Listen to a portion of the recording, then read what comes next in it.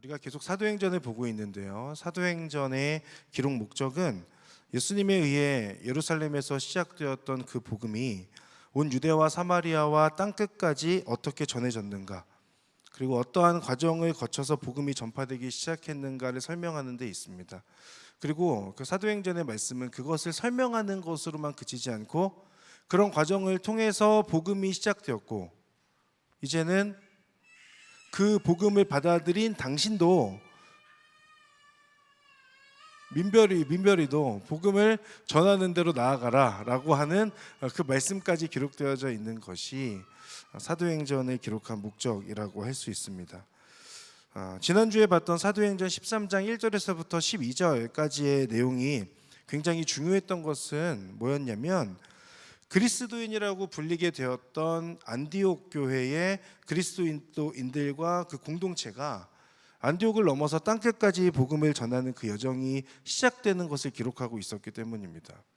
우리가 아는 것처럼 사도행전 1장 8절의 그 말씀, 예루살렘과 온 유대와 사마리아와 땅끝까지 이르러 복음에 증거되는 데 있어서 앞에 12장까지의 내용이 예루살렘과 온 유대와 사마리아에 해당되는 내용이었다면, 이제 13장에서부터 시작되어지는 내용은 어떻게 하면 그 복음이 땅끝으로 흩어져 갔는가, 땅끝으로 전해져 갔는가라고 하는 그 부분을 담고 있는데, 지난주에 봤던 13장 그 1절의 내용에서부터 그 땅끝으로 복음이 전해지는 그 내용이 시작되었다라고 하는 부분이죠. 지난주에 우리는 안디옥 교회에 대해서 봤습니다. 안디옥 교회에는 다양한 리더십들이 있었지만 그 리더십들은 모두 다 출생지도 다르고 삶의 배경도 다양한 그런 사람들이었어요. 그런데 그 공동체 안에 문제가 없었다라고 그렇게 되어져 있지요. 그것이 가능했던 것은 그 공동체의 주인이 사람이 아니었기 때문입니다. 그들이 모여있는 그 공동체의 주인이 사람이 아니라 성령님이었기 때문이지요. 합력하여 선을 이루게 하시는 그 성령님께서 공동체를 이끌고 계시기 때문이었고, 그리고 그 구성원들은 기도하면서 성령께서 인도하시는 대로 순종하는 그런 삶을 살았기 때문이었습니다. 이것은 안디옥 교회에 큰 영향을 끼쳤다라고 볼 수 있는 바나바와 사울, 그 바나바와 사울을 파송하는 모습에서도 확인할 수 있습니다. 안디옥 교회 교인들이 그리스도인이라고 그렇게 불려지게 될 때에 바나바와 사울을 통해서 양육받는 시간들이 있었죠. 그리고 양육받는 그 시간들을 통해서 결국 그들이 다른 사람들이 저 사람들이 그리스도인이야 라고 그렇게 부르게 되지 않습니까? 안디옥 교회의 중요한 리더들이었어요. 그런데 그 리더들을 다시 파송한다는 것, 그들로부터 선교가 다시 시작되어진다는 것, 아마도 바나바와 사울이 계속해서 안디옥 교회를 더 열심을 다하여서 섬기고 기도하였다면 어쩌면 안디옥 교회는 더 큰 교회 혹은 더 많은 사람이 모이는 교회가 되었을지도 모르겠습니다. 그리고 더 성장하고 성숙했을지도 모르겠습니다. 그러나 안디옥 교회는 그 영향력을 가지고 있었던 바나바와 사울을 선교하는 데, 전도하는 데 파송함으로 인하여서 공동체, 하나님의 교회는 사람이 이끌어가는 그런 교회, 공동체가 아니라 성령님께서 이끌어가시는 곳, 하나님이 주인이신 교회다라고 하는 것을 이미 그 안디옥 교회는 전하고 선포하고 있는 것이죠. 여러분, 진정한 교회, 참 교회는 하나님께서 주인이신 교회입니다. 사람들의 모임이니 사람의 영향력이 당연히 있을 수밖에 없지요. 그러나 공동체의 리더로서 우리 공동체를 이끌어가시는 분 오직 하나님밖에 없는 줄 믿습니다. 우리가 속한 그 공동체, 우리 그 교회의 주인과 리더 또한 하나님이신 것이죠. 사람이 아니라 성령님이 이끌어가시는 공동체, 우리 공동체가 그런 공동체 되기를 바라고, 또 우리 교회가 그런 교회가 되기를 간절히 바랍니다. 성경 말씀을 우리가 오늘 읽은 그 성경 말씀은 42절에서부터였는데 오늘 설교의 내용은 13절에서부터 내용을 포함하고 있거든요. 그 시작 13절의 말씀이 어떻게 시작하는지를 함께 보고 싶습니다. 우리 13절 말씀 함께 읽어보도록 하겠습니다. 같이 읽겠습니다. 시작. 바울과 그 일행은 바보에서 배를 타고 밤빌리아에 있는 버가에 이르렀습니다. 그곳에서 요한은 그들과 헤어져 예루살렘으로 돌아갔습니다. 아멘. 이 부분에서 두 가지를 좀 기억해 볼 필요가 있을 것 같아요. 첫 번째는 처음으로 등장하는 표현, 바울과 그 일행이라고 하는 표현입니다. 그 안디옥 교회에서 복음 전하는 그 복음 전도가 시작이 되고, 안디옥 교회에서 실루기아, 키프로스의 살라미, 바보 등의 지역을 방문하면서 복음을 전하는 바나바와 사울이었습니다. 근데 그 가운데에 바보라고 하는 곳에 도착하게 되었을 때 그곳에서 총독이 믿게 되는 그런 일이 일어났죠. 그리고 그곳에서 바울이라고도 하는 사울이 주도적인 역할을 하게 됩니다. 그리고 그 이후부터는 더 이상 사울이라고 하는 이름으로 등장하지 않고 바울이라고 하는 이름이 등장하고 있어요. 그러니까 바나바와 사울이었던 것이 바울과 바나바로 변경되었고, 그리고 바울과 그의 일행이라고 오늘 13절에서 표현되어지고 있는 겁니다. 여러분, 이 사울은 예수님을 만나고 사람들로부터 인정받지 못했어요. 왜냐하면 너무 핍박했던 사람이었고, 저 사람이 예수님을 만났어도 온전히 이렇게 변화됐을 리 없다라고 하는 그 생각 때문이었죠. 그런데 그래서 이제 사울이 예수님을 만났음에도 불구하고 고향에 가서 있지 않습니까? 고향 다소에 가서 있었는데 바나바라고 하는 이 사람이 안디옥으로 사울을 부르게 되잖아요. 더 알려지고 신뢰를 받았던 사람이 바나바였고, 그런 바나바가 사울을 보증해 주었기 때문에 사울이 사역할 수 있었습니다. 그런데 바나바가 정말 훌륭한 지점은 뭐냐면, 사울이 어떤 사람인지를 잘 알고 그 사람의 강점, 그 사람의 장점을 가지고 안디옥에서 사역할 수 있도록 그 사람을 세워주었다라고 하는 데 있어요. 사울에 대해서 많은 사람들이 오해했습니다. 그러나 바나바가 앞에서 변호하죠.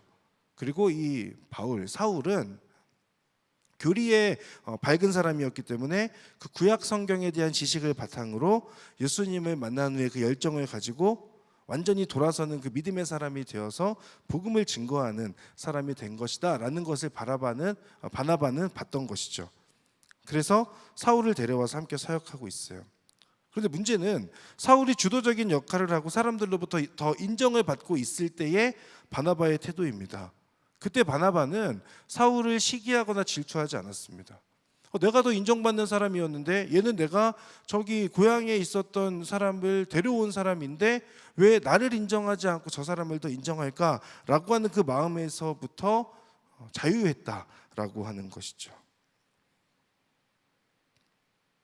바나바에게 있어서 중요한 것은 흩어져 있는 그 교회들이 건강하게 세워지는 거였어요. 그러니까 이 바나바에게 중요한 것은 바나바가 중심을 잡느냐 아니면 사울이 중요한 사람이 되느냐, 이런 부분이 아니었던 것이죠. 바나바에게 있어서 하나님의 교회를 바로 세우는 것이 가장 큰 목적이었기 때문입니다. 13절의 말씀에서 또 하나 우리가 기억해 볼 부분은 요한이라고 하는 사람의 등장이에요. 이 사람은 마가 요한, 마가의 다락방에 나오는 그 마가입니다. 그리고 마가복음을 기록한 그 사람이에요. 이 사람 부잣집 아들로서 엄청 이렇게 편안한 삶을 살았을 가능성이 높죠. 근데 이 사람이 전도 여행에 동행했다가 이제 버가라고 하는 곳에서 집으로 돌아가게 됩니다. 아마 전도 여행이 힘들었을 거예요. 그러다 보니 집이 그리웠을 수 있습니다. 그리고 이 사건은 나중에 15장에 가서 보면 바울과 바나바가 2차 전도 여행을 떠나게 될 때에 둘이 갈라지게 되는 굉장히 중요한 이유가 되는 그 사건, 그 사람이 바로 이 마가 요한입니다. 바나바는 그의 성격상 함께하는 사람이 중요했던 것 같습니다. 반면에 바울은 복음을 전하는데 이 사람이 도움이 되는 것인가라고 하는 그 생각을 가지고 있었을 가능성이 높죠. 사람인가 일인가, 아니면 함께하는 것이 중요한가, 목적을 달성하는 것이 중요한가, 무엇이 더 중요한지는 상황에 따라 다를 수는 있다고 봐요. 그러나 적어도 교회의 초기에 이 사도 바울이 중심적인 인물로 급부상하게 되는 데는 바나바라고 하는 사람의 역할이 굉장히 컸다는 것, 그리고 그 바나바 때문에 또 바나바에 의해서 사도 바울이 적극적으로 사역할 수 있는 그런 사람이 되었다라고 하는 것은 분명해 보입니다. 그리고 이어서 14절 함께 한번 읽어보겠습니다. 14절 같이 읽겠습니다. 시작. 그들은 버가에서 더 나아가 비시디아 안디옥으로 갔습니다. 그리고 안식일이 돼 회당에 들어가 앉았습니다. 자, 이 부분이 또 중요한 건 뭐냐면, 버가라고 하는 곳에서 이제 마가 요한이 이탈하게 되고 사람이 한 명 줄었잖아요. 그리고 이제 바울과 바나바는 비시디아 안디옥이라고 하는 곳으로 갑니다. 그러니까 바울과 바나바를 파송한 교회는 안디옥이었는데 그곳은 수리아 안디옥이었죠. 전도 여행의 출발지였습니다. 제가 지도를 하나 보여드릴 텐데 보이실지 모르겠는데 처음 시작하는 그 지역의 안디옥입니다. 안디옥에서 살라미로 가게 되고 그리고 실루게로 가게 되고 실루게 살라미에서 바보 그리고 바보에서 버가를 가죠. 그리고 버가에서 더 위로 올라가고 가장 위쪽에 안디옥이 있습니다. 오른쪽에 보면 안디옥이 있는데 그 안디옥은 수리아 안디옥이고 가장 북쪽에 보이는 저 안디옥은 비시디아 안디옥이죠. 그러니까 오늘 본문의 모든 내용의 기록이 어디에서 시작되고 어디에서 진행되는 것이냐? 바로 저 비시디아 안디옥에서 진행되는 겁니다.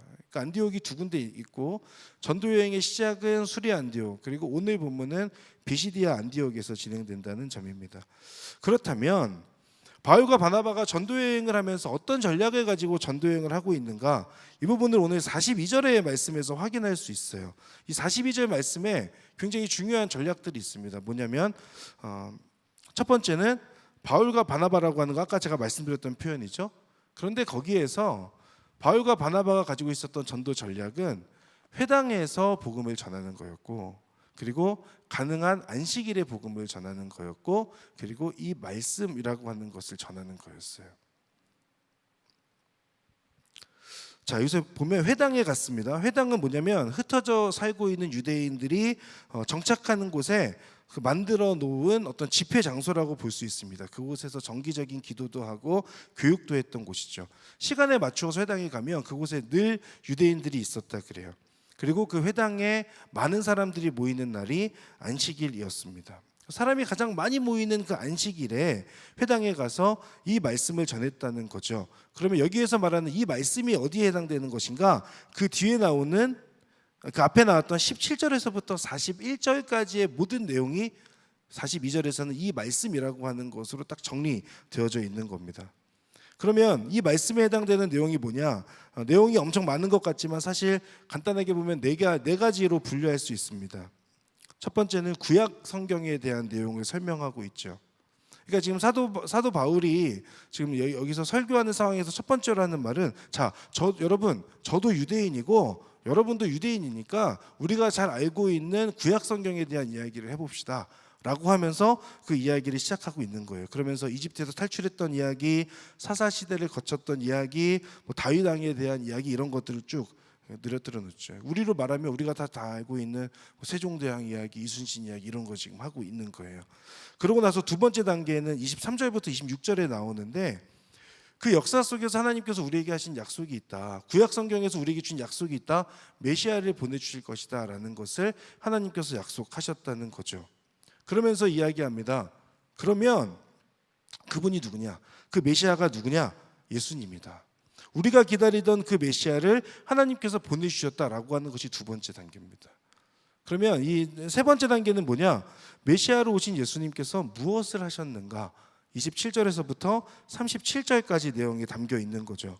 우리를 구원하기 위해 이 땅에 오신 메시아 예수님을 우리가 알아보지 못하고 죽이지 않았느냐? 예수님은 성경에 써 있는 대로 성경에 기록된 대로 다 행하셨고 죽으셨다.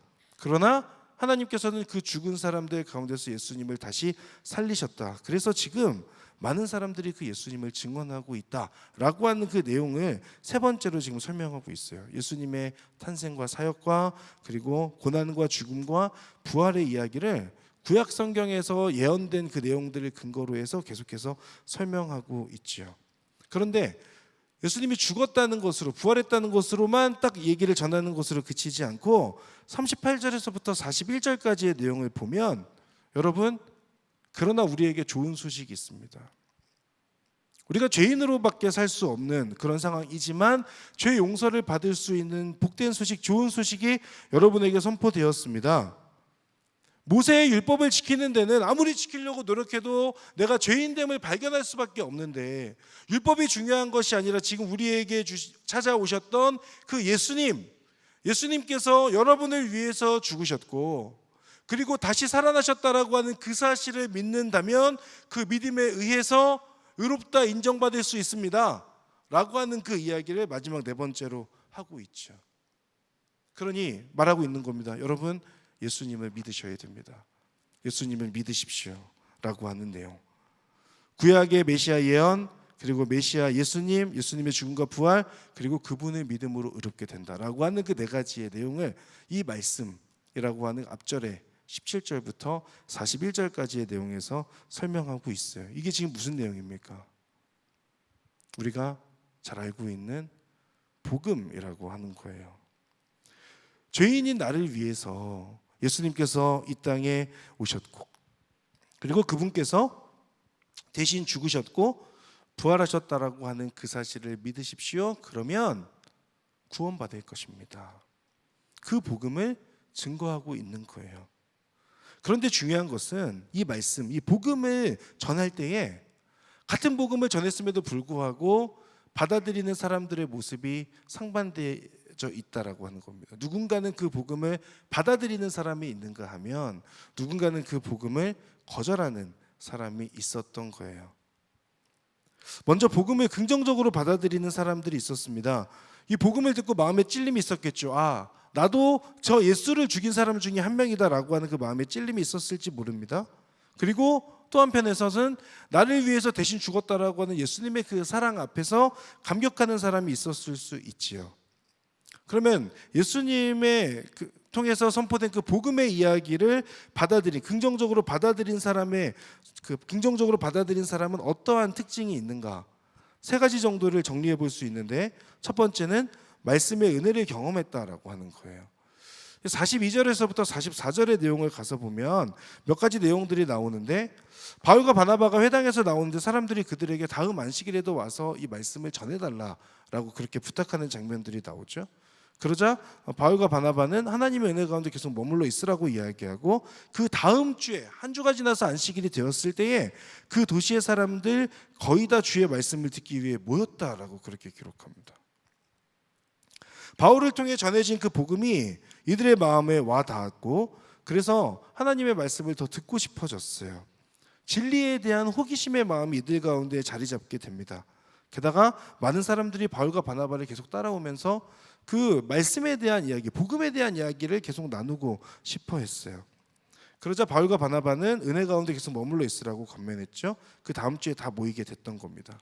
여러분, 이 일이 가능했던 것은 바울을 통해서 전해진 복음을 이 사람들이 지금 받아들이고 그 가운데 경험된 은혜가 있었기 때문입니다. 그리고 이 사람들은 그 후 각자 자기의 삶의 자리에 가서, 야, 내가 오늘 회당에 가서 바울과 바나바라고 하는 사람의 하는 말을 들었는데 그 말씀 속에서 내가 받은 은혜가 있었어. 예수님이라고 하는 분이 나를 위해 대신 죽었다는데 또 부활하시고 죽음을 이기시고 그 예수님을 믿으면 구원받는데 라고 하는 그 이야기들을 자신들의 삶의 자리에 가족들에게 가서 전했겠죠. 그리고 그 소식을 들은 사람들이 말씀을 다시 듣기 위해서 모이게 되는 겁니다. 여러분, 복음을 받아들인 사람의 모습은요, 첫 번째로는 그 말씀을 사랑하는 사람이 될 수밖에 없어요. 말씀 속에서 경험한 은혜가 있기 때문에 그렇습니다. 내가 예수님을 믿게 되었을 때에 그 믿음으로 인해서 내 안에 찾아왔던 그 은혜, 그리고 그 은혜에 의해서 내 가슴이 뛰는 것을 경험했기 때문이죠. 말씀을 통해서 경험했던 그 은혜로 인한 가슴뛰임이 멈추지 않는 것을 경험했던 것. 여러분, 그런 적 있으세요? 하나님께서 나를 사랑하신다고 하는 것, 예수님께서 나를 위해 죽으셨다라고 하는 그 절대적인 진리를 내가 마음속에 받아들이게 되었을 때에 그저 무미건조하게 그랬구나 라는 것으로 끝나는 것이 아니라 그 말씀 앞에서, 그 하나님의 사랑 앞에서 무릎 꿇을 수밖에 없고 가슴뛰임을 경험할 수밖에 없었던 그 은혜의 경험이 여러분들 가운데 있는가 하는 것을 질문해 보고 싶습니다. 말씀을 통해서 경험하게 된 그 은혜, 그것이 설교를 통해서든 아니면 말씀을 읽는 가운데서든 묵상하는 가운데서든 통독을 하는 가운데서든 주의 말씀으로 인한 가슴뛰임, 그로 인해 말씀을 사랑하게 되고 그 말씀을 붙들고 살 수밖에 없는 사람이 되는 것. 여러분, 복음을 믿고 살아가고 계십니까? 그렇다면 말씀을 더 사랑하는 사람 되기를 바랍니다. 그리고 그 말씀을 전하고 증거하는 그리스도인들, 우리 모두가 될 수 있기를 바랍니다. 하나님의 그 말씀에서부터 찾아오는 그 하나님의 은혜, 그 은혜로 인하여서 내가 다시 한번 살아있구나라는 것을 경험하게 되고 하나님께서 나를 사랑하시는구나라는 것을 깨닫게 되는 은혜가 여러분들 가운데 있기를 바랍니다. 그 복음을 받아들인 사람의 두 번째 특징은 기뻐하며 찬양했다는 거예요.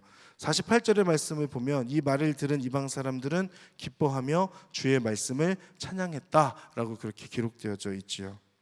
복음을 받아들인 사람들의 두 번째 반응은 기뻐하며 하나님을 찬양하는 것입니다.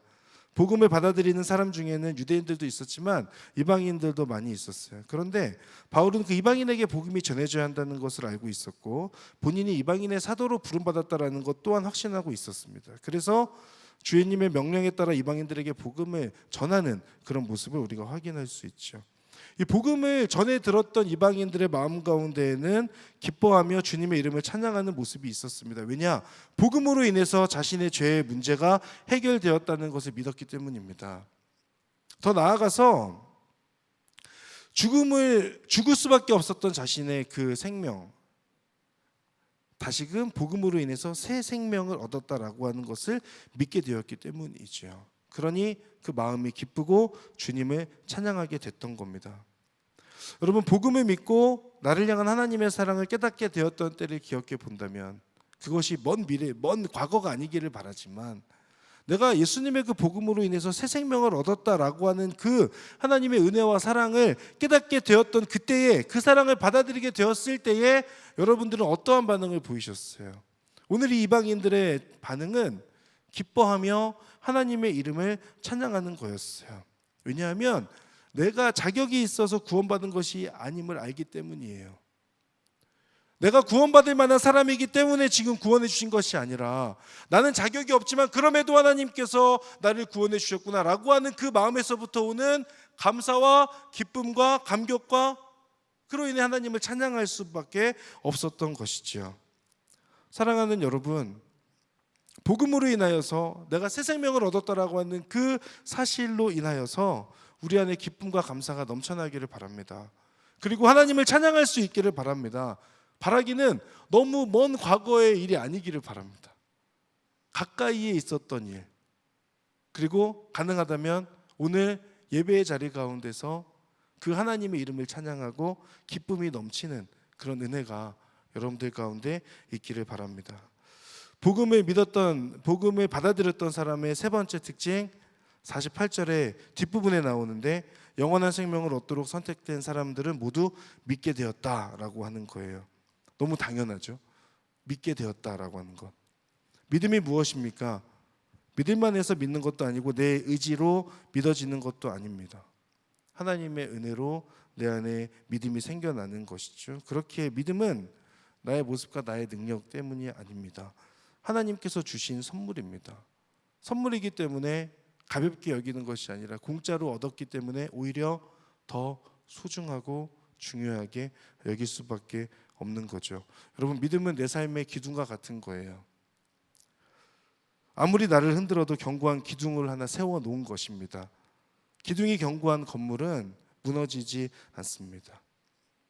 사랑하는 여러분, 흔들릴 때 중심을 잡아주는 믿음, 무너지지 않도록 지탱해주는 믿음을 소유한 사람 되기를 바랍니다. 하나님께서 그 믿음의 은혜를 주실 수 있기를 바라요.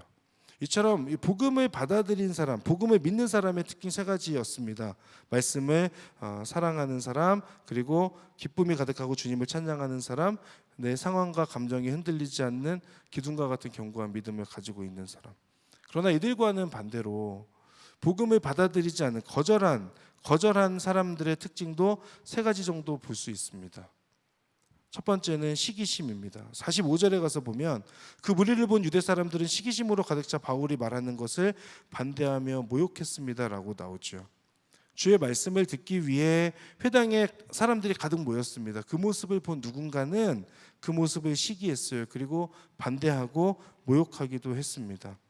이 시기심과 질투심의 특징이 있는데 그건 뭐냐면 사람에게 집중한다는 거예요. 그 상황과 그 사람의 어떤 진행되는 일들을 바라보지 않게 하고 그 사람을 보게 하는 거죠. 그래서 그 사람이 어떤 것을 행하든지 상관없이 그냥 무엇이든 다 부정적으로 보게 되고 별로인 것처럼 보게 되는 것이 질투와 시기에 사로잡혀 있는 사람의 모습이죠.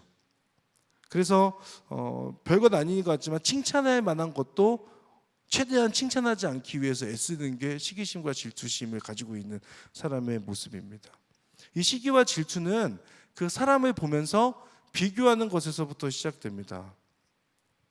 그리고 비교하다 보면 자신도 모르게 우열을 가리게 되죠. 창세기 4장의 가인과 아벨의 모습이 그랬습니다. 하나님께 예배를 드렸는데 아벨의 제사는 받으시고 가인의 제사는 받지 않으셨죠. 그때 가인이 집중했던 것은 하나님이 아니라 아벨이었잖아요. 하나님께 집중했다면 아벨을 죽이지 않았겠죠. 그런데 아벨에게 집중함으로 인해서 결국 가인이 죄를 짓는 일로 이어지게 되는 겁니다. 여러분, 사람은 비교하는 대상이 아닙니다. 여러분 옆에 있는 사람을 보세요. 그 사람과 나를 비교하라고 옆에 있는 사람을 하나님께서 보내주신 것이 아니에요. 비교하는 대상이 아니라 왜 우리가 사람과 사람을 비교하는 것이 아니냐? 하나님께서 주신 성격과 재능과 외모와 능력이 다 다르기 때문에 그렇습니다. 하나님께서 여러분을 지금의 모습대로 창조하셨기에 우리는 옆에 있는 사람과 나를 굳이 비교할 필요가 없는 것이죠. 그렇다면 다른 사람의 모습을 보며 질투하거나 시기하는 것이 아니라 우리에게 필요한 것은 그 사람을 비교하는 대상이 아니라 사랑하는 대상으로 대하는 거예요. 저 사람이 옆에 있는 이 사람이 내가 봤을 때 이런 부분이 나보다 더 잘하는 것 같고 능한 것 같고 혹은 나보다 더 못하는 것 같고 그렇다고 할지라도 그 사람과 나를 비교하는 것이 아니라 그 사람을 하나님의 형상 그대로 사랑하는 존재로 우리가 받아들여 주는 것, 그것이 우리에게 필요하죠. 그러나 오늘 이 본문에서 유대 사람들은 바울에 의해서 많은 사람들이 모이는 것을 보고 바울과 비교하며 시기하고 질투하는 모습을 보여주었다라고 하는 겁니다. 그리고 이 복음을 거절한 사람들에게서 보여지는 두 번째 특징이 있는데 교만함입니다. 46절에 가서 보면 이런 내용들이 나와요. 우리는 하나님의 말씀을 여러분에게 먼저 전하지 않을 수 없었습니다. 그런데도 여러분은 그 말씀을 거절하고 영원한 생명을 얻기에 합당치 못한 사람이라고 스스로 판단하고 있습니다. 라고 그렇게 이야기하죠. 복음을 거절한 사람의 두 번째 모습은 교만함입니다. 바울과 바나바는 먼저 유대인들에게 복음을 전했는데 그들이 복음을 거절했다고 말하고 있어요. 그 이유가 무엇이냐? 스스로 판단하기를 영원한 생명을 얻기에 합당치 못한 사람이라고 생각했다는 거예요. 어떻게 보면 굉장히 겸손한 말인 것 같죠.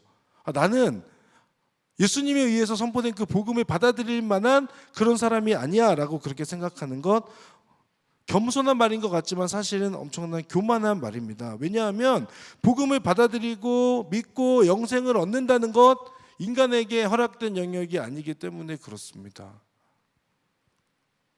그런데 이것을 인간의 영역 안으로 가지고 와서 판단하고 있는 것이죠.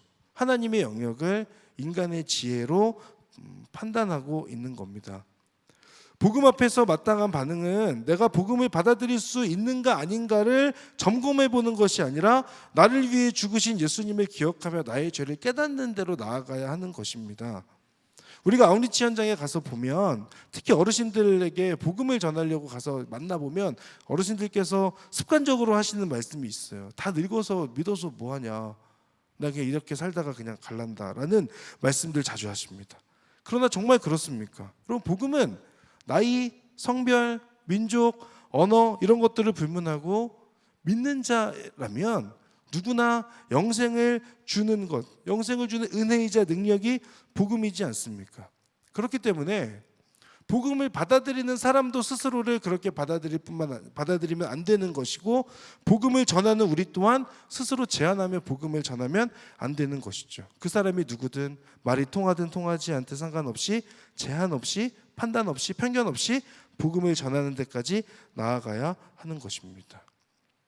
그리고 복음을 거절한 사람의 세 번째 특징은 핍박하는 모습이요. 50절 뒷부분에 나오는 내용인데 복음을 거절하는 사람들의 특징, 자신만 믿지 않는 것이 아니라 다른 사람도 믿지 못하게 하는 것. 복음을 받아들이지 않았던 유대 사람들은 경건한 교부인들과 지도자들을 선동해서 바울과 바나바를 핍박하고 내쫓기까지 합니다. 그런 부정적인 영향이 그들 안에서만 끝나는 것이 아니라 다른 사람에게 계속 영향을 끼치고 그로 인해서 그 초대교회 안에서 또 이 지금 비시디아 안디옥 안에서 다른 사람들로 하여금 바울과 바나바를 핍박하게 종용하는 일로까지 이어지는 거죠. 앞에서는 복음을 받아들였던 사람들의 세 가지 특징을 봤다면, 또 뒤에 지금 제가 말씀드린 것은 복음을 거절한 사람들의 세 가지의 모습을 봤어요. 그러면 우리가 이제 아웃리치를 가든 우리의 삶의 자리에서 복음을 전하든 그 상황 속에서 우리가 복음을 전하게 될 때 누군가는 그 복음을 받아들이는 사람이 있을 것이고, 누군가는 복음을 받아들이지 않고 거절하는 사람이 있을 것 아닙니까? 그러면 그 가운데서 우리는 어떤 마음으로 복음을 증거하고 복음을 전하는 사람이 되어야 할 것인가? 그 부분이 오늘 네 가지 정도로 정리해 볼 수 있습니다. 첫 번째는 be bold, 담대하라는 거예요. 여러분 46절의 말씀 우리 같이 한번 읽어보도록 하겠습니다. 시작. 그때 바울과 바나바가 그들에게 담대하게 대답했습니다. 아멘. 반대하고 모욕하는 사람들을 향하여서 바울과 바나바가 어떻게 얘기했다고요? 담대하게 말했다라고 이야기하고 있죠. 여러분 복음을 전하는 데 있어서 우리에게 필요한 것은 담대함입니다. 그 담대함이 어디서부터 오는 것인가? 그 담대함은 분명한 확신에서 옵니다. 내가 분명하게 믿고 있는 것이 있다면 그것 때문에 담대함으로 증거할 수 있고 전할 수 있는 것이죠. 바울과 바나바가 담대할 수 있었던 것은 그들이 경험한 복음의 은혜가 있기 때문에 그래요. 복음을 통해서 그들이 경험했던 새롭게 태어남의 그 은혜를 경험했기 때문에 그렇습니다. 그 가운데 복음의 능력이 있다는 것을 경험했기 때문이에요. 유대인 중에 유대인으로 살고, 그리고 구약의 모든 율법에 정통하였지만 그럼에도 불구하고 그 자신을 꺾게 만들었던 예수 그리스도의 그 은혜의 복음이 바울에게 경험되어졌고, 그 경험이 당당하게 담대하게 복음을 전하는 데까지 나아갈 수 있었던 것이죠. 사랑하는 여러분, 삶의 자리에서 담대하게 복음을 증거하려면 내가 가지고 있는 구원의 확신이 필요합니다. 내가 경험한 하나님의 은혜가 필요합니다. 여러분 그 하나님의 은혜와 그 구원의 경험이 있으세요? 하나님께서 나를 구원하여 주셨다라고 하는 그 분명한 확신이 여러분들 가운데 있으세요? 그렇다면 우리가 담대하지 못할 이유가 뭐가 있죠? 바울과 바나바가 오늘 그 담대함으로 복음을 증거하였던 것, 그것은 그들이 경험한 확실한 은혜가 있기 때문이지 않겠습니까? 복음을 믿고 있다면, 구원의 확신을 가지고 있다면 담대하게 복음을 증거하는 자리로 나아가실 수 있는 여러분 되시기를 바랍니다. 흔들림 없는 확신을 가지고 나아가는 것, 그것이 이번 오늘의 교회가 가지고 가는, 올 한 해 동안 우리가 가지고 가는 표어이지 않습니까? 그리스도의 담대한 증인들이 되는 것입니다. 복음을 전하는 사람의 또 두 모습 중에 또 한 가지가 있습니다. 말씀을 의지해야 된다는 거예요. 47절의 말씀을 보면 이것이 바로 주께서 우리에게 하신 명령이기 때문에 저는 여러분들에게 담대하게 증거합니다 라고, 담대하게 전합니다 라고 그렇게 이야기하고 있습니다. 여러분 복음을 전할 때 우리에게 필요한 것은 말씀에 근거하고 말씀을 의지하는 것입니다. 하나님의 말씀대로, 그 성경의 말씀대로 나아가는 것이죠. 하나님께서 말씀을 통해서 나에게 주신 말씀이 있다면, 하나님의 음성을 듣게 된 것이 있다면 그 말씀을 붙들고 의지하여서 나아가는 것입니다. 그 가운데 담대함이 있을 수 있어요. 왜냐하면 내가 원해서 나아가는 것이 아니라 하나님께서 주신 명령이라고 하는 분명한 확신이 내 안에 있기 때문에 그런 것이죠. 여러분 올 여름에 갈렙 청년들 중에서도 80여 명 가까운 사람들이 아웃리치 현장으로 갑니다. 그곳에 갈 때 여러분 꼭 기억해야 될 것이 있습니다. 나에게 하나님께서 무엇을 말씀하시는가? 나에게 주신 말씀은 무엇인가? 나는 어떤 말씀을 붙잡고 갈 것인가? 각 개인이 그 말씀 하나씩 붙잡고 갈 수 있기를 바라고, 우리 공동체가 하나님께서 주신 그 말씀을 붙들고 나아가기를 바랍니다. 그 말씀에 의지하여 복음을 증거하는 현장으로 나아가는 저와 여러분들 될 수 있기를 주님의 이름으로 축복합니다. 또 하나 복음을 전할 때 필요한 것, 당당함입니다. 51절에 가서 보면 바울과 바나바를 내쫓는 사람들 앞에서 발의 먼지를 떨어버리고 다른 지역으로 옮기는 모습을 볼 수 있어요. 이들을 존중하지 않아서가 아닙니다. 쫓겨가는 것이 아니라 스스로 간다라고 하는 표현이고, 그럴 수 있는 이유는 복음은 그 말 그대로 좋은 소식이기 때문에 그렇습니다. 복된 소식이기 때문에 그렇습니다. 여러분, 좋은 소식은 듣는 이에게 좋은 소식이지요. 선물을 주는데 거절하면 받는 사람만 손해인 거예요. 우리는 그 사람들에게 나아갈 때 겸손하게, 그리고 내가 믿고 있는 그 복음을 담대하게 증거하지만 그 가운데 그 사람들이 혹여나 내가 복음을 전하고 있는데 받아들이지 않는다라고 한다면, 그렇다면 그분들을 위해서 기도하며 그리고 그냥 돌아서는 그런 마음도 우리 가운데 필요합니다. 왜냐하면 우리가 억지로 한다고 해서 그것이 되는 것이 아니기 때문에 그렇습니다. 복음을 들고 나아갈 때 우리 안에 당당함이 필요한 거. 우리는 선물을 들고 가는 거예요. 선물을 준비해서 주는데 부끄럽지 않죠. 선물을 줄 때는 이 사람이 좋아할 것을 기대하고 가는 것 아닙니까? 그 마음을 가지고 우리 아우니치의 자리 가운데로 나아갈 수 있길 바랍니다. 마지막, 복음을 전하는 사람의 마지막 특징은 기쁨과 성령의 충만함입니다. 복음을 전할 때 시기하는 사람들도 있고 반대하는 사람들도 있고 모욕하는 사람들도 있었어요. 핍박도 받고 강제로 내쫓김도 당합니다. 그러나 마지막 절은 우리에게 많은 것을 알려줍니다. 52절의 말씀, 제자들은 기쁨과 성령으로 충만했습니다. 여러분, 복음을 받아들인 사람들도 기쁨으로 가득했다고 했잖아요. 하나님을 찬양했다고 했잖아요. 그런데 복음을 전하는 사람들 또한 기쁨으로 가득했다라는 것으로 지금 말씀 마무리하고 있어요. 복음을 전하는 데 있어서 내가 분명하게 경험하고 믿고 있고 확신하는 것을 전할 때에 우리 가운데 찾아오는 기쁨이 있습니다. 우리가 아우니치 현장에 가면 혹은 복음을 전하는 그 자리 가운데 거절당하기도 하지만 우리의 마음이 기쁜 그 이유는 내가 경험한 그 은혜를 전하기 때문이고, 세상의 그 어떤 기쁨과 비교할 수 없는 그 진리 안에서 누리는 기쁨이 우리 가운데 경험되어지기 때문이라고 저는 믿습니다.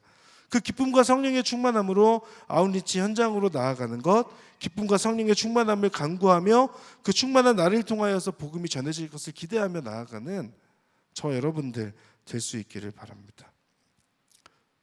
앞에서 3가지, 그 다음 중간에 3가지, 뒤에서 4가지 이렇게 나눠서 저 사람이 뭐 하는 건가 라고 생각하실 수 있지만, 오늘 본문 가운데서 우리가 분명하게 기억해야 될 것들, 그리스도인으로서 우리의 사명은 뭐냐?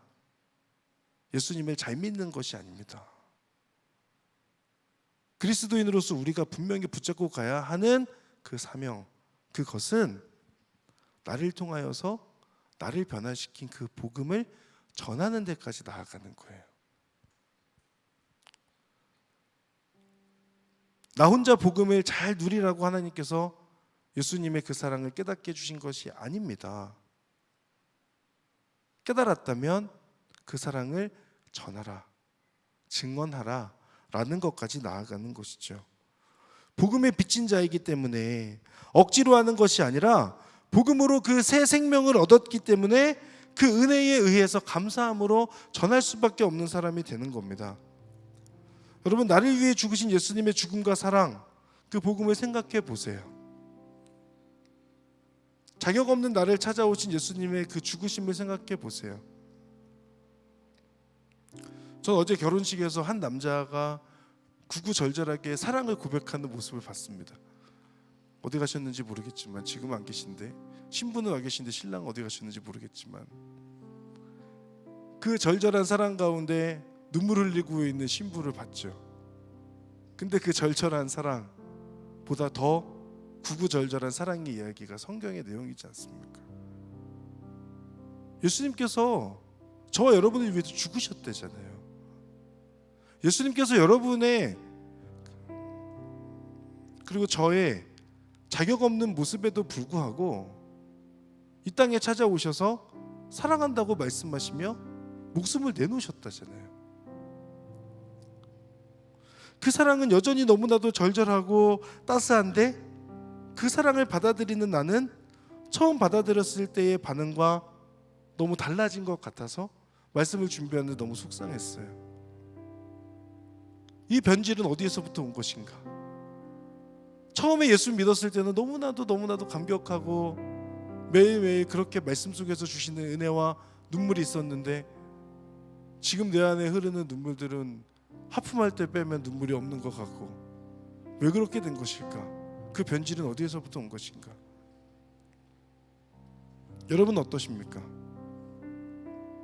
여러분이 그 복음 앞에서 변화되었을 때의 그 은혜를 경험했을 때의 반응과 지금의 반응이 얼마만큼 차이가 있는가? 여러분을 살린, 여러분에게 새 생명을 주신 그 복음을 믿으십시오. 그리고 그 복음을 전하십시오. 복음을 믿고 받아들이든 복음을 믿지 않고 거절하든 우리의 사명은 복음을 전하는 것입니다. 중요한 건 꺾이지 않는 마음이라고 했는데 맞죠? 중요하죠. 그러나 중요한 건 꺾이더라도 그냥 하는 마음입니다. 복음을 전하는데 자꾸 다양한 것들이 나를 시험에 들게 합니다. 내 마음을 계속 어렵게 하기도 합니다. 나는 그리스도인으로 살아가려고 세상에서 나를 몸부림치며 살아가고 있는데 다양한 것들이 자꾸 나를 시험에 들게 합니다. 오늘의 본문에서처럼 시기와 질투가 있기도 하고 거절당하기도 하고 핍박이 있기도 하고 어려움에 직면하고 시험에 들기도 합니다. 그러나 여러분을 변화시키고 여러분에게 새 생명을 주신 복음을 붙들고 복음을 전하는 길을 묵묵히 걸어가는 겁니다. 그것들이 여러분의 가는 그 복음으로 살아내는 복음의 길을, 그 걸어가는 길을 막지 못할 것입니다. 왜냐하면 여러분 안에 구원받았다라고 하는 확신이 있을 테니까. 그 확신에 가득 차 있다면 여러분 당당하게 나아가세요. 담대하게 복음을 증거하는 여러분 될 수 있기를 바랍니다. 바라기는 이 자리에 있는 모든 분들이 복음을 전하는 데 온전히 쓰임받는 삶 되시기를 바라고 복음에 붙들린 인생 되시기를 주님의 이름으로 축복합니다. 우리 함께 찬양하며 기도의 자리 가운데로 나아갑니다.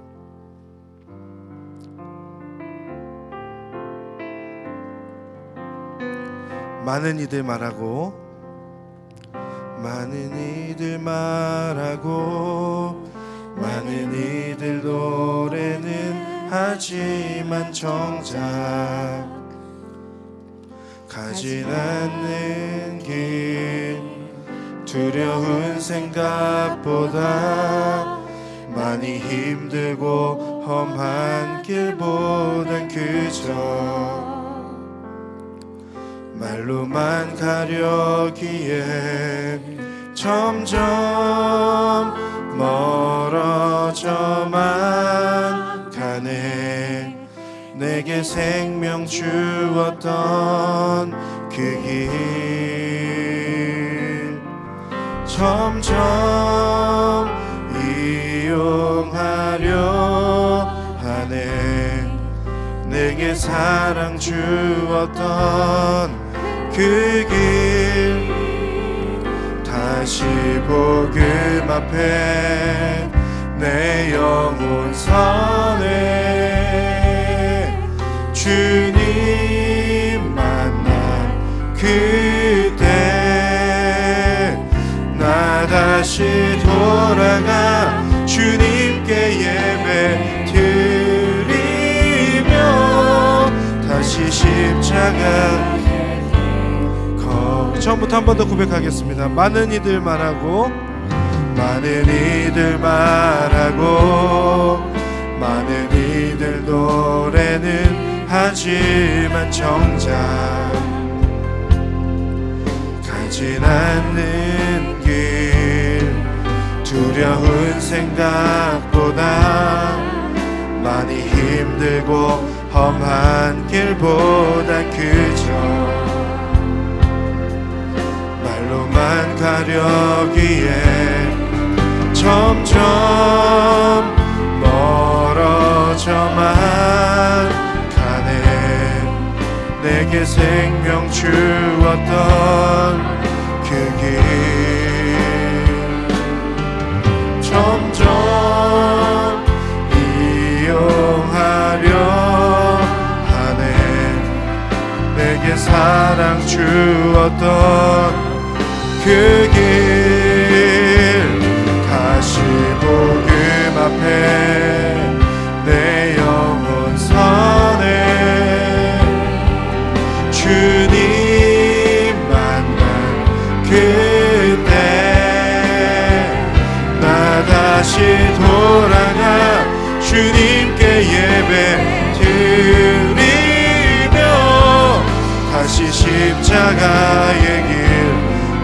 다시 복음 앞에, 다시 복음 앞에 내 영혼 선해. 주님 만난 그때 나 다시 돌아가 주님께 예배 드리며 다시 십자가. 우리 한 번 더 믿음을 담아 고백합시다. 다시 복음 앞에, 다시 복음 앞에 내 영혼 선해. 주님 만난 그때 나 다시 돌아가 주님께 예배 드리며 다시 십자가의 길. 우리 시간 함께 기도하며 나아갈 때에 하나님의 그 은혜를 간구하며 나아갑시다. 하나님, 제가 예수님을 예전에 믿고 새 생명을 얻은 자입니다. 구원의 확신을 가지고 살아가는 자입니다. 그러나 어느 순간 내 안에 그 감격이 사라졌습니다. 주님을 믿고 살아가겠다라고 하는 그 믿음의 결단은 있지만 그 결단이 입술의 고백으로 끝날 때가 많이 있습니다. 하나님 도와주십시오. 하나님 은혜를 주십시오. 하나님 저에게 담대함을 주십시오. 분명하게 고백되어지고 경험되어진 주님의 그 은혜에 의하여서 하나님 제가 담대하게 그 복음의 길을 걸어갈 수 있도록, 담대하게 복음을 증언하는 자가 될 수 있도록, 담대한 복음의 증인이 될 수 있도록 하나님 인도하시고 함께하여 주시옵소서. 하나님 아버지, 흔들리지 않기를 원합니다. 믿음으로 하나님 복음의 길을 걸어가기를 소망합니다. 주님 인도하시고 역사하시고 함께하여 주시옵소서. 우리 시간 주여 한번 부르며 하나님 앞에 그 담대함을 구하며 기도하며 나아갑니다. 주여, 주여, 주여. 아버지 하나님, 내 안에 하나님을 향한 그 구원의 분명한 확신과 구원의 그 확신과 아버지 복음으로 인해서 변화되었다라고 하는 그 분명한 믿음이 내 안에 있도록 주님 인도하시고 함께하여 주시옵소서. 하나님의 그 사랑을 의지하며 주님을 바라봅니다. 하나님을 붙들며 나아갑니다. 아버지 하나님 인도하시고 함께하여 주심으로 말미암아 우리 주님과 함께 믿음의 길을 걸어가는 하나님의 자녀들이 될 수 있도록 주여 인도하시고 함께하여 주시옵소서. 내가 가는 그 길에 주님께서 함께하시고 내가 가는 그 길에 주님께서 역사하실 줄을 믿사오니 아버지 하나님 주님과 함께 걸어가는 이 발걸음을 통하여 놀라운 하나님의 은혜와 하나님의 역사를 경험하게 되기를 소망합니다. 아버지 자리 가운데 기도하며 나아가는 모든 심령들마다 하나님의 살아계심을 보게 될 줄 믿습니다. 주님, 이 시간 찾아오셔서 각 영혼 머리 위에 임하시고 그 마음 가운데 확신으로 임하여 주시옵소서. 하나님을 붙들고 하나님을 바라보며 하나님의 이름을 부르는 자들마다 하나님 앞에 다시 한번 새롭게 됨을 경험하게 될 줄을 믿습니다. 하나님 그 믿음으로 나아가는 각 심령들마다 하나님의 은혜를 경험케 하여 주시고 하나님 앞에 새로움을 경험하게 하여 주시고 주님의 놀라운 은혜와 그 역사가 이들의 삶의 충만히 경험되어질 수 있도록 주님 인도하시고 함께하여 주옵소서. 하나님의 이름을 찬양하는 하나님의 사람들 될지어다. 예수 그리스도의 이름을 의지하며 그 복음을 들고 담대하게 나아가는 하나님의 사람들이 되게 하여 주시고 놀라운 하나님의 은혜와 일하심 앞에 아버지 하나님 믿음으로 나아가는 하나님의 자녀들이 될 수 있도록 주옵소서. 주님의 뜻을 따라가는 하나님의 사람들이 되기를 소망합니다. 주님 인도하시고 함께하여 주시옵소서. 이 시간 한 번 더 하나님 앞에 기도하며 나아갈 때에 우리 하나님의 말씀을 기억하며 나아갑시다. 하나님께서 세상을 이처럼 사랑하사 독생자를 우리에게 주셨다라고 말씀합니다. 하나님이 세상을 이처럼 사랑하사 독생자를 우리에게 주셨으니 그는 믿는 자마다 멸망치 않고 영생을 얻게 하려 하심이니라. 우리가 아직 죄인 되었을 때에 그리스도께서 우리를 위하여 죽으심으로 하나님께서 우리에 대한 자기의 사랑을 확증하셨느니라. 하나님께서 사람을 사랑하시되 자기 사람을 끝까지 사랑하신다고 말씀하십니다. 하나님의 그 사랑과 주님의 그 복음은 우리를 포기하지 않습니다. 여러분을 포기하지 않고 지금도 주님의 그 사랑으로 여러분을 붙들기를 소망하고 계십니다. 우리 이 시간에 하나님 앞에 믿음을 구하며 나아가지 않겠습니까? 하나님께서 저를 사랑하여 주신다라고 말씀하여 주신 그 말씀에 의지하여 하나님을 붙잡고 하나님만을 의지하고 하나님만을 사랑하고 하나님만을 바라보는 삶을 살겠습니다. 하나님, 다른 것에 마음을 빼앗기거나 눈 돌리지 아니하고 하나님만을 의지하고 하나님만을 바라보는 인생이 되게 하여 주시옵소서. 하나님 아버지, 내 안에 자꾸 들어오는 여러 가지 욕망들과 죄의 유혹들과 거짓의 악마의 그 속삭임들 가운데 하나님 자유함을 허락하여 주시고 하나님을 온전히 붙들고 의지함으로 인하여 아버지 복음에 붙들린 삶을 살아갈 수 있도록 인도하시고 함께하여 주시옵소서. 우리 한 시간 주여 한번 부르면 하나님 앞에 믿음을 구하며 기도하겠습니다. 주여! 사랑하는 하나님, 하나님의 은혜를 간구하며 나아갑니다. 아버지, 이 자리에 있는 모든 심령들마다 하나님을 향하여서 기도하는 그 모든 영혼들마다 하나님의 은혜와 하나님의 살아계심을 경험하게 될 줄을 믿습니다. 아버지, 내버려 두지 마시고 하나님의 은혜 앞에 온전히 주님을 바라보며 주님의 은혜 가운데 나아가 믿음으로 나아갈 수 있도록 인도하여 주시옵소서. 하나님의 사랑은 우리를 아버지 하나님 포기하지 않으십니다. 하나님께서 세상을 이처럼 살아가사 독생자를 주셨으니 하나님의 사랑이 나를 찾아왔고 예수 그리스도로 인하여서 내 안에 아버지 복음의 능력으로 임하여 주시고 아버지 우리에게 영생을 얻게 하여 주시는 하나님의 말씀인 줄을 믿습니다. 우리가 아직 죄인 되었을 때에 그리스도께서 우리를 위하여 죽으심으로 우리에 대한 자기의 사랑을 확증하여 주셨습니다. 아버지 하나님, 내가 의로워서 주님께서 나를 위해 찾아오신 것이 아니라 아버지 하나님, 내가 죄인이었을 때에 주님께서 나를 찾아오셨습니다. 하나님을 붙들고 하나님을 의지하는 인생이 되기를 소망합니다. 아버지 하나님, 인도하시고 함께하여 주시옵소서. 아버지 하나님, 중요한 것은 아버지 하나님 꺾일지라도 아버지를 바라보는 마음인 줄 압니다. 여러 핍박과 질투와 어려움들이 있을지라도 하나님을 바라보는 그 믿음을 잃지 않게 하여 주시옵소서. 하나님을 의지하고 하나님을 붙드는 그 믿음으로 나아갈지어다. 하나님의 사람들 모두 이 자리 가운데 나와 기도하는 모든 영혼들마다 하나님의 살아계심을 보게 될 줄 믿사오니 주여 인도하시고 역사하시고 함께하시며 하나님의 은혜로 말씀하여 주시고 하나님 앞에 결단하는 그 모든 심령들마다 하나님 복음으로 새로워짐을 경험하는 하나님의 자녀들이 될 수 있도록 주여 인도하시고 함께하여 주시옵소서. 사랑하는 하나님, 하나님의 은혜를 바라보며 나아가오니 그 모든 심령들마다 하나님의 은혜를 보게 될 줄 믿습니다. 주님의 그 약속 붙잡고 아버지 믿음으로 나아가는 모든 심령들마다 하나님의 살아계심을 보게 될지어다.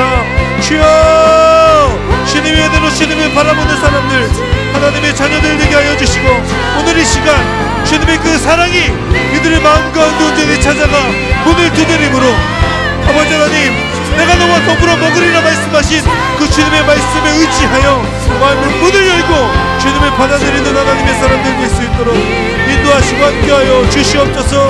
하나님 아버지, 우리 가운데 그 나아가는 그 모든 발걸음 가운데 기쁨을 주시고 능력을 주시고 당당함을 주시고 담대함을 주시고 성령의 충만함을 허락하여 주시옵소서. 하나님의 이름을 온전히 바라보며 나아갑니다.